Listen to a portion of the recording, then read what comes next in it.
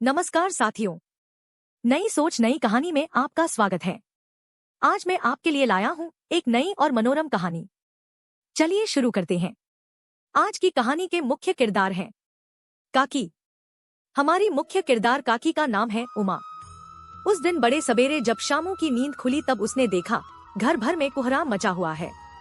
उसकी काकी उमा एक कंबल पर नीचे से ऊपर तक एक कपड़ा ओढ़े हुए भूमि पर सोई हुई है और घर के सब लोग उसे घेरकर बड़े करुण स्वर में विलाप कर रहे हैं। लोग जब उमा काकी को श्मशान ले जाने के लिए उठाने लगे तब शामू ने बड़ा उपद्रव मचाया। लोगों के हाथों से छूटकर वह उमा के ऊपर जा गिरा और कहने लगा, काकी सो रही हैं, उन्हें इस तरह उठाकर कहाँ लिए जा रहे हो? मैं नहीं जाने दूंगा। लोग बड़ी कठिनता से उसे हटा पाए। काकी के अग्नि संस्कार में भी वह न जा सका। एक दासी राम राम करके उसे घर पर ही संभाले रही थी। वहाँ पर उपस्थित कुछ बुद्धिमान गुरुजनों ने उन्हें विश्वास दिलाया कि उसकी काकी उसके मामा के यहाँ गई है, परंतु असत्य के आवरण में सत्य बहुत समय तक छिपा न रह सका। आसपास के अन्य अबोध बालकों के मुंह से ही वह प्रकट हो गया। यह बात उससे छिपी न रह सकी कि काकी और कहीं नहीं, ऊपर राम के यहाँ गई है। काकी के लिए कई दिन तक लगातार रोते रोते उसका रुदन तो क्रमश शांत हो गया, परंतु शोक शांत न हो सका। वर्षा के अनंतर एक ही 2 दिन में पृथ्वी के ऊपर का पानी अगोचर हो जाता है, परंतु भीतर ही भीतर उसकी आर्द्रता जैसे बहुत दिन तक बनी रहती है, वैसे ही उसके अंतस्थल में वह शोक जाकर बस गया था। वह प्राय अकेला बैठा बैठा शून्य मन से आकाश की ओर ताका करता। एक दिन उसने ऊपर एक पतंग उड़ते देखा। न जाने क्या सोचकर उसका हृदय एकदम खिल उठा। विश्वेश्वर जो शामू के काका थे, उसके पास जाकर बोला, काका मुझे पतंग मंगा दो। पत्नी की मृत्यु के बाद से विश्वेश्वर बहुत ही उदास और चिंतित रहा करते थे। काका ने शामू से कहा, अच्छा मंगा दूंगा, कहकर वे उदास भाव से और कहीं चले गए। शामू पतंग के लिए बहुत उत्साहित था। वह अपनी इच्छा किसी तरह रोक न सका। एक जगह खूंटी पर विश्वेश्वर का कोट टंगा हुआ था। इधर उधर देखकर उसने उसके पास स्टूल सरका कर रखा और ऊपर चढ़कर कोट की जेबें टटोली। उसमें से एक चवन्नी निकालकर वह तुरंत वहाँ से भाग गया। सुखिया दासी का लड़का भोला शामू का समवयस्क साथी था। शामू ने उसे चवन्नी देकर कहा, अपनी जीजी से कहकर गुपचुप एक पतंग और डोर मंगा दो। देखो खूब अकेले में लाना, कोई जान न पावे। पतंग आई। एक अंधेरे घर में उसमें डोर बांधी जाने लगी।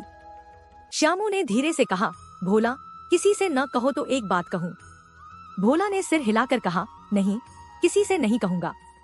शामू ने रहस्य खोला। कहा, मैं यह पतंग ऊपर राम के यहाँ भेजूंगा। इसे पकड़कर काकी नीचे उतरेंगी। मैं लिखना नहीं जानता, नहीं तो इस पर उनका नाम लिख देता। भोला शामू से अधिक समझदार था। उसने कहा, बात तो बड़ी अच्छी सोची, परंतु एक कठिनता है। यह डोर पतली है, इसे पकड़कर काकी उतर नहीं सकती। इसके टूट जाने का डर है। पतंग में मोटी रस्सी हो तो सब ठीक हो जाए। शामू गंभीर हो गया। मतलब यह बात लाख रुपए की सुझाई गई है, परंतु कठिनता यह थी कि मोटी रस्सी कैसे मंगाई जाए। पास में पैसे हैं नहीं, और घर के जो आदमी उसकी काकी को बिना दयामाया के जला आए हैं, वे उसे इस काम के लिए कुछ नहीं देंगे। उस दिन शामू को चिंता के मारे बड़ी रात तक नींद नहीं आई। पहले दिन की तरकीब से दूसरे दिन उसने विश्वेश्वर काका के कोट से 1 रुपया निकाला और उसे ले जाकर भोला को दिया और बोला, देख भोला, किसी को मालूम न होने पाए।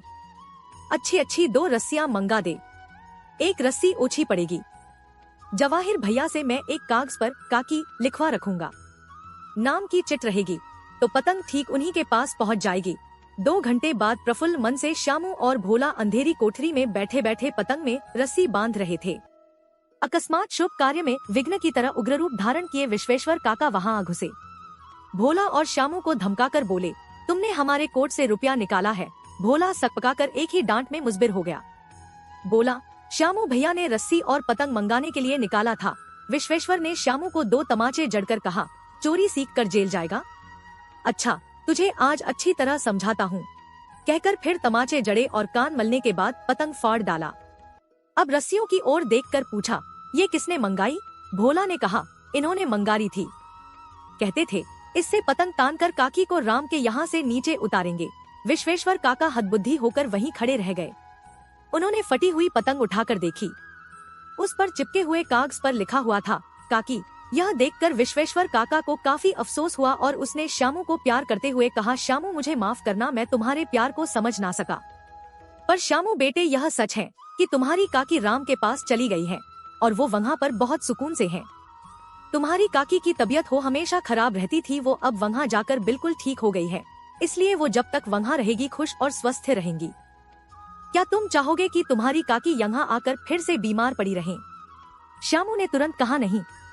इस पर काका ने कहा, तो फिर काकी को अभी वहीं रहने दो, एक दिन हमें भी राम के पास जाना है, तब जाकर उनसे भेंट हो जाएगी। यह कहकर काका ने श्यामू को उसके इस भ्रम को दूर किया कि एक दिन हमें भी वहां जाने का मौका मिलेगा, तब काकी से भेंट हो जाएगी। इसी के साथ मित्रों, इस कहानी का समापन हुआ। कहानी पसंद आए तो कृपया अपनी प्रतिक्रिया लाइक, कमेंट और सब्सक्राइब के जरिए जरूर बताएं। धन्यवाद।